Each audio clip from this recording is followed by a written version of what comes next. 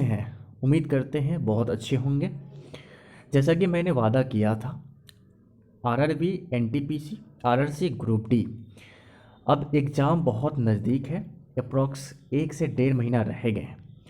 तो इन जो आखिरी के समय है, इनमें प्रीवियस ईयर के क्वेश्चन जितना ज़्यादा से ज़्यादा मात्रा में आप प्रैक्टिस करेंगे, उतना ही आपके लिए बेनिफिट होगा। ठीक है। आपके जो रिवीजन का को और आसान बनाने के लिए मैं जो है साइंस का, आपको मैथ का, ठीक है, जीए का क्वेश्चन जो है प्रीवियस ईयर का रिवीजन करवाने वाला हूँ। तो चलिए शुरू करते हैं। और आज की इस वीडियो में मैं साइंस का क्वेश्चन देखने वाला हूँ। ठीक है। यह सेशन बहुत शानदार होने वाला है, इसलिए अपने तक सीमित नहीं रखें, इसको ज़्यादा से ज़्यादा शेयर करें। और ये सारे क्वेश्चन जो होंगे पिछले जितने भी एग्ज़ाम हुए हैं, आरआरबी, ग्रुप डी एवं एनटीपीसी या रेलवे का कोई भी एग्ज़ाम, उसमें पूछे गए साइंस है। और आपको पता है कि बहुत सारा क्वेश्चन जो है ऐसा आने वाले एग्ज़ाम में प्रीवियस ईयर से मैच कर जाता है। ठीक है, हूबहू आ जाता है। तो चलिए शुरू करते हैं और आज का पहला क्वेश्चन देखते हैं। पहला क्वेश्चन क्या है? कास्टिक सोडा का रासायनिक नाम डैश है। ऑप्शन है, option A sodium thiosulphate, option B है सोडियम कार्बोनेट, ऑप्शन सी है सोडियम क्लोराइड और ऑप्शन डी है सोडियम हाइड्रोक्साइड। तो इसमें सही उत्तर देना है। इन चारों में से सही उत्तर क्या हो जाएगा? तो मैं आपको बता दूं कि सही उत्तर जो है इनमें से सही उत्तर जो है ऑप्शन डी हो जाएंगे, सोडियम हाइड्रोक्साइड। सोडियम हाइड्रोक्साइड, इसको रासायनिक सूत्र में ऐसे भी लिखा जा सकता है। ठीक है, तो ध्यान रखिए, सोडियम हाइड्रोक्साइड, कास्टिक सोडा का रासायनिक नाम है सोडियम हाइड्रोक्साइड। चलिए नेक्स्ट क्वेश्चन देखते हैं। देखिए नेक्स्ट क्वेश्चन क्या है? पाचन तंत्र में मौजूद रस में डैश शामिल होता है। ठीक है, पाचन तंत्र में जो मौजूद रस होता है, जिसको इंग्लिश में गैस्ट्रिक जूस भी बोलते हैं, उसमें क्या शामिल होता है? ऑप्शन है ए HCl, ऑप्शन बी है NaCl, ऑप्शन सी है HNO3 और ऑप्शन डी है KCl। ठीक है, तो आपको बताना है इन चारों में से क्या होगा। तो बता दूं कि इसका जो सही उत्तर हो जाएगा, इसका सही उत्तर हो जाएगा ऑप्शन सी। जी हाँ दोस्तों, option C is the right answer, HNO3। ठीक है, इसका सही उत्तर हो जाए। चलिए नेक्स्ट प्रश्न देखते हैं। सूर्य का प्रमुख तत्व बताना है आपको। जी हाँ दोस्तों, सूर्य का प्रमुख तत्व बताना है कि क्या हो जाएगा। ठीक है, थोड़ा जूम कर देते हैं। सूर्य का प्रमुख तत्व बताना है। ऑप्शन ए है oxygen, option B carbon, option C hydrogen, option D silicon. ठीक है, तो बता दें सूर्य का प्रमुख तत्व क्या है, तो ये है hydrogen. Option C is the right answer. क्या हो जाएगा? हाइड्रोजन। ठीक है, हाइड्रोजन। तो चलिए अब नेक्स्ट प्रश्न की ओर चलते हैं। नेक्स्ट प्रश्न देखते हैं, थोड़ा जूम कर लेते हैं। ठीक है, अगर आप लोग को साफ साफ दिखाई दे तो। ठीक है, पहला क्वेश्चन है, रक्त में सफ़ेद रक्त कण डैश है। ठीक है, रक्त में सफ़ेद रक्त कण बताना है। ठीक है, इनमें से क्या है? तो पहला क्वेश्चन है, पहला ऑप्शन है प्रोटीन हीमोग्लोबिन ले जाते हैं, दूसरा है पोषक तत्वों को ले जाते हैं, और तीसरा है शरीर को संक्रमण से बचाते हैं, और चौथा है खून जमने में मदद करते हैं। तो इसमें क्वेश्चन ये कह रहा है कि सफ़ेद रक्त कण का क्या काम होता है, यह बताना है। ठीक है, तो चारों ऑप्शन में से सही उत्तर जो है सी हो जाएगा, शरीर को संक्रमण से बचाता है। जी हाँ दोस्तों, सी इज द राइट आंसर हो जाएगा। ठीक है, यही आंसर हो जाएगा। तो रक्त में जो सफ़ेद रक्त कण का काम है वह शरीर को संक्रमण से बचाना है। तो चलिए नेक्स्ट क्वेश्चन की ओर चलते हैं। क्वेश्चन नंबर 5 देखते हैं। और क्वेश्चन है, लेजर के प्रयोग से की जाने वाली 3D इमेजिंग प्रक्रिया क्या है? ठीक है, लेजर के प्रयोग से की जाने वाली 3D इमेजिंग प्रक्रिया क्या कहलाती है? पहला ऑप्शन है होलोग्राफी, दूसरा ऑप्शन है सोनोग्राफी, और तीसरा ऑप्शन है रेडियोग्राफी, चौथा ऑप्शन है कार्डियोग्राफी। आपको बताना है कि इसमें से सही उत्तर क्या हो जाएगा। ठीक है, तो इनका सही उत्तर हो जाएगा होलोग्राफी, ऑप्शन ए। लेजर के प्रयोग से की जाने वाली 3D इमेजिंग प्रक्रिया होलोग्राफी कहलाती है। Option A is the right answer. ठीक है, चलिए नेक्स्ट प्रश्न की ओर चलते हैं। 6 नंबर प्रश्न देखते हैं। किस ग्रह को बौना ग्रह कहा जाता है? ये 6 नंबर प्रश्न है, नोट डाउन कर लेंगे। किस ग्रह को बौना ग्रह कहा जाता है? ठीक है, तो ऑप्शन ए है प्लूटो, ऑप्शन बी है सेरस, ऑप्शन सी है नेपच्यून और डी है एरिस। ठीक है, तो आपको बताना है कि किस ग्रह को बौना ग्रह कहा जाता है। उम्मीद करते हैं सबको पता होगा। तो option A is the right answer हो जाएगा इसका, प्लूटो। प्लूटो एक ऐसा ग्रह है जिसे बौना ग्रह कहा जाता है, ड्वार्फ प्लैनेट कहा जाता है। ठीक है, option A is the right answer हो जाएगा। ठीक है, प्लूटो, प्लूटो।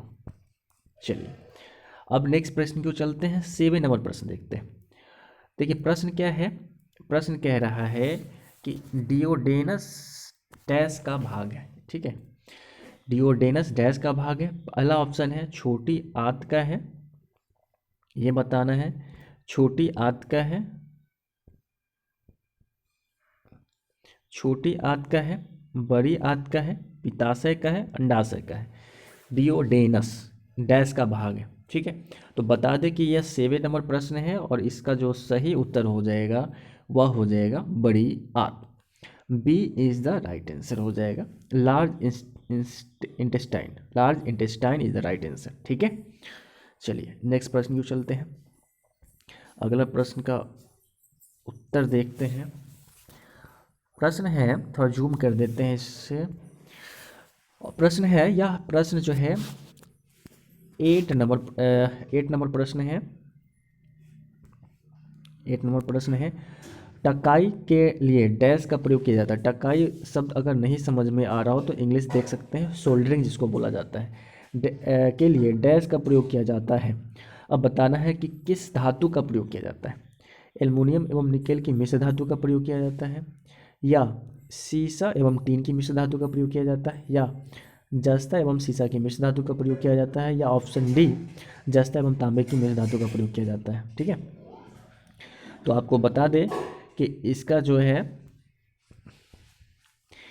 ठीक है, सोल्डरिंग यानी सोल्डरिंग करने में डैश का प्रयोग होता है, ये बताना है। तो 8 का जो सही उत्तर हो जाएगा वह हो जाएगा आपको बी, सीसा एवं टीन की मिश्र धातु का प्रयोग किया जाता है। बी का ऑप्शन सही हो जाएगा। ठीक है, तो याद रखना है आपको, सोल्डरिंग के दौरान जिस धातु का प्रयोग किया जाता है वह सीसा एवं टीन का मिश्र धातु होता है। Very very important question. अगले प्रश्न की ओर चलते हैं। 9 नंबर प्रश्न देखते हैं। हमारा 9 नंबर प्रश्न है, धरती के प्राकृतिक उपग्रह कितने हैं, ये बताना है। बहुत ही मज़ेदार क्वेश्चन है। ठीक है, धरती के प्राकृतिक उपग्रह कितने हैं, यह 9 नंबर प्रश्न है। 9 नंबर प्रश्न है, धरती के प्राकृतिक उपग्रह कितने हैं। ऑप्शन ए है 4, option B 2, option C 3, option D 1। ठीक है, तो बता दें कि इसका सही उत्तर हो जाएगा डी, ए। धरती के प्राकृतिक उपग्रह जो है बस एक ही है। कौन सा है पता होना चाहिए, चंद्रमा। ठीक है, यह जो है एकमात्र धरती का उपग्रह है। ठीक है, चलिए अगले प्रश्न की ओर चलते हैं। अगला प्रश्न है, थोड़ा सा जूम कर दें। सामान्यतः रक्त कैंसर के रूप में निम्नलिखित में से किसे वर्गीकृत नहीं किया जाता है। सामान्यतः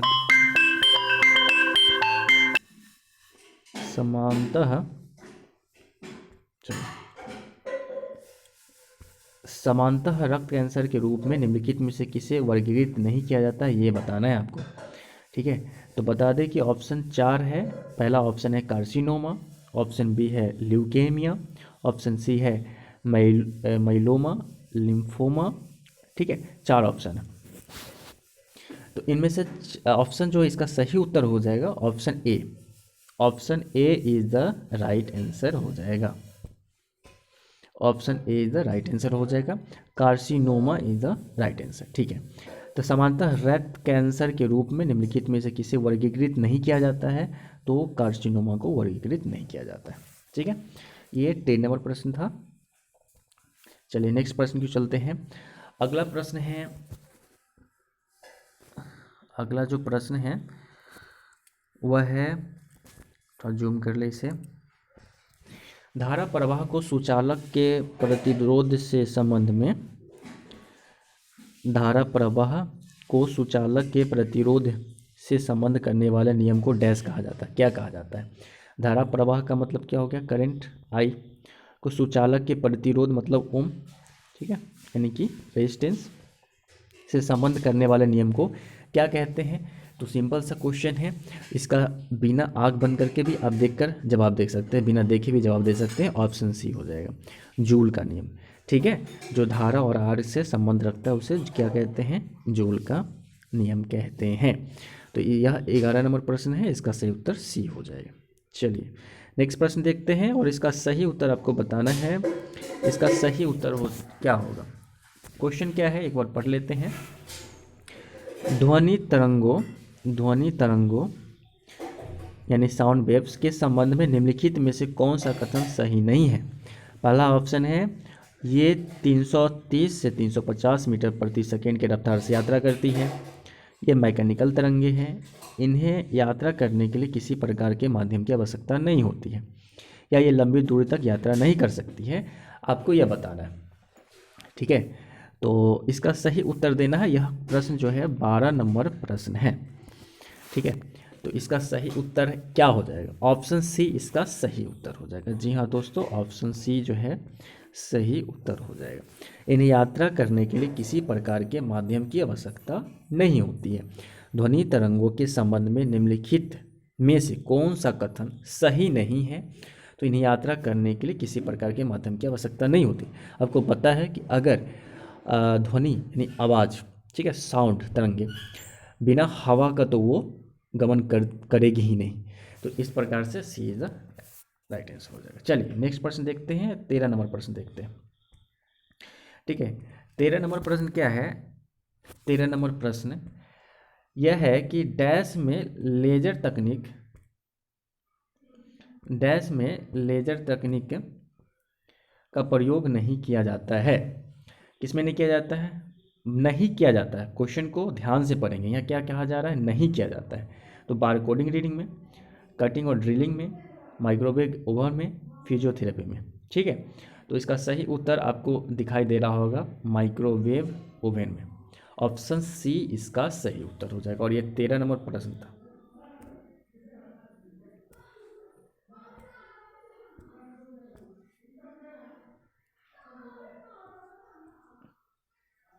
ठीक है, चलिए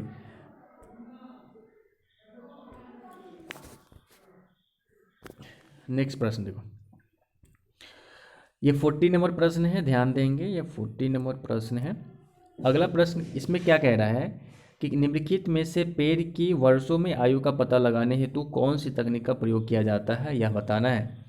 ऑप्शन ए है, शाखाओं की संख्या की गणना करना पड़ता है, पेड़ की छल्लों की संख्या की गणना करना पड़ता है, पेड़ की छाल के आकार का मापन करना पड़ता है, या उसमें फूल खिलने के मौसम की गणना करना पड़ता है। तो क्या बताना है? पेड़ की वर्षों में आयु का पता लगाने के लिए क्या किया जाता है? बहुत ही आसान है, बहुत ही आसान क्वेश्चन है, ठीक है। इसमें और पहला ऑप्शन दिया हुआ था शाखाओं की संख्या, तो ये तो पॉसिबल नहीं है, शाखा कितने हैं। पेड़ के छल्लों की संख्या गणना करना पड़ता है, ठीक है। तो इसका सही उत्तर यही हो जाएगा, ऑप्शन बी। जी हाँ दोस्तों, ऑप्शन बी जो है इसका सही उत्तर हो जाएगा। पेड़ के छल्लों की संख्या का गणना करना पड़ता है। आपको पता है आयु का निर्धारण इस प्रकार से किया जाता है, ये लकड़ी इस प्रकार से बने होते हैं और इसका निर्धारण इसी को काउंट करके किया जाता है कि ये कितना है, इसमें टाइम्स में है, उसी को काउंट करके किया जाता है। आई होप कि समझ में आ गए होंगे। चलिए नेक्स्ट प्रश्न देखते हैं। तो अगला प्रश्न है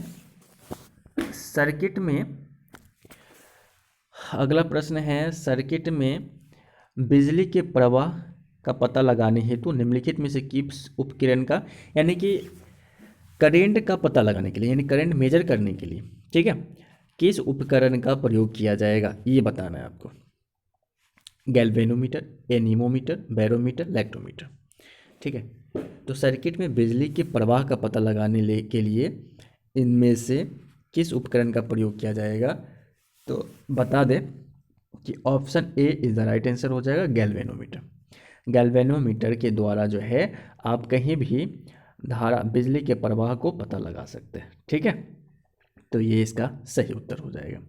ठीक है, ये जो है आज का आखिरी प्रश्न था और हर रोज़ आपको रात में इसी टाइम में जो है कि 15% का सेट मिल जाएगा। ठीक है, अगर इसका फीडबैक अच्छा आता है, ठीक है ना, रिस्पॉन्स अच्छा आता है, आप लोग के द्वारा ज़्यादा से ज़्यादा शेयर किया जाता है, तो मैं क्वेश्चन को बढ़ाऊँगा, 25 क्वेश्चन को मैं डेली लाऊँगा। ठीक है, साइंस से। तो ज़्यादा से ज़्यादा इस क्वेश्चन पे फोकस कीजिए, और क्योंकि ये सारे क्वेश्चन प्रीवियस ईयर के हैं, और इसको शेयर करने का कोशिश कीजिए। तो चलिए इस वीडियो को यहीं समाप्त करते हैं, और अपना फीडबैक ज़रूर हमारे कमेंट बॉक्स में दें, और देखते हैं रिस्पांस कितना आता है, उस हिसाब से फिर क्वेश्चन को बढ़ाया जाएगा। चलिए इस वीडियो को यहीं समाप्त करते हैं। धन्यवाद।